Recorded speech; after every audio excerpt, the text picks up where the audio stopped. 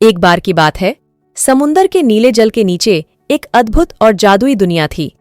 इस दुनिया में अनेक जीव जंतु थे, लेकिन सबसे विशेष थी एक जलपरी जिसका नाम था मीरा। मीरा के सुनहरे बाल और नीले चमकते पंख उसे और भी खूबसूरत बनाते थे।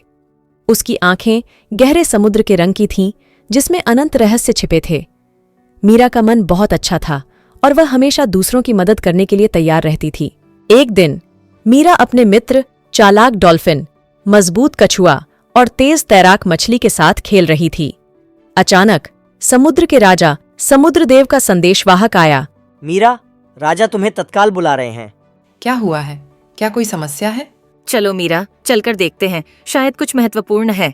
जब मीरा और उसके मित्र समुद्रदेव के महल पहुंचे तो राजा ने गंभीर स्वर में कहा, मीरा, समुंदर के सबसे गहरे हिस्से में एक भयंकर तूफान आया है। हमें तुम्हारी मदद की जरूरत है। मैं तैयार हूँ महाराज, मैं अपनी पूरी कोशिश करूंगी।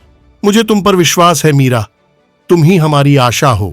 मीरा ने अपनी जादुई शक्तियों का प्रयोग किया और समुंदर के तूफान को शांत करने के लिए एक विशेष मंत्र का उच्चारण किया। उसके मंत्र से तूफान धीरे धीरे शांत होने लगा। मीरा, तुमने अद्भुत काम किया है, लेकिन हमें अभी भी एक विशालकाय समुद्री दानव का सामना करना है। हाँ, मैंने सुना है कि वह दानव समुंदर की शांति और सौंदर्य को नष्ट करने पर आमादा है। हमें मिलकर उसे रोकना होगा। उसके मित्रों ने सहमति में सिर हिलाया और मीरा के साथ मिलकर एक योजना बनाई। रात के समय जब समुंदर का वातावरण शांत था, मीरा और उसके मित्र दानव की गुफा में पहुंचे। दोस्तों, हमें मिलकर इस दानव को रोकना है। मीरा ने अपनी जादुई शक्तियों से एक प्रकाश उत्पन्न किया, जिससे गुफा रोशन हो गई। दानव मीरा को देखकर बहुत क्रोधित हुआ और गरजते हुए बोला, तुम्हारी हिम्मत कैसे हुई यहाँ आने की? मैं यहाँ समुंदर की शांति और सौंदर्य को बचाने आई हूँ। तुम्हें हमें छोड़ना होगा। दानव ने हमला किया, लेकिन मीरा ने अपने साहस और बुद्धिमानी से उसे उलझाए रखा।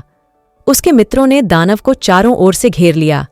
मीरा ने अपनी सबसे शक्तिशाली मंत्र का उच्चारण किया और दानव को समुंदर की गहराई में बंद कर दिया। दानव के पराजय के बाद समुंदर की दुनिया फिर से शांति और खुशहाली से भर गई। समुंदर के सभी जीव जंतु मीरा की प्रशंसा करने लगे। समुद्रदेव ने मीरा को अपनी वीरता के लिए सम्मानित किया और उसे समुंदर की रानी बना दिया। मीरा, तुमने समुंदर को बचाया है। तुम हमारी रानी बनने के योग्य हो। महाराज, ये सब हमारे मिलकर काम करने का परिणाम है। समुंदर की यह कहानी मीरा की बहादुरी और उसके निस्वार्थ प्रेम की है। उसकी कहानी ने समुंदर के हर कोने में प्रेम और साहस का संदेश फैलाया। मीरा का नाम हर दिल में बस गया और वह समुंदर की सबसे प्रिय जलपरी बन गई। मीरा की कहानी आज भी समुंदर के लहरों के साथ गूंजती है। उसकी बहादुरी और निस्वार्थता की गाथा को सुनकर हर कोई प्रेरित होता है। मीरा की जादुई दुनिया आज भी उतनी ही अद्भुत और रहस्यमय है जितनी पहले थी।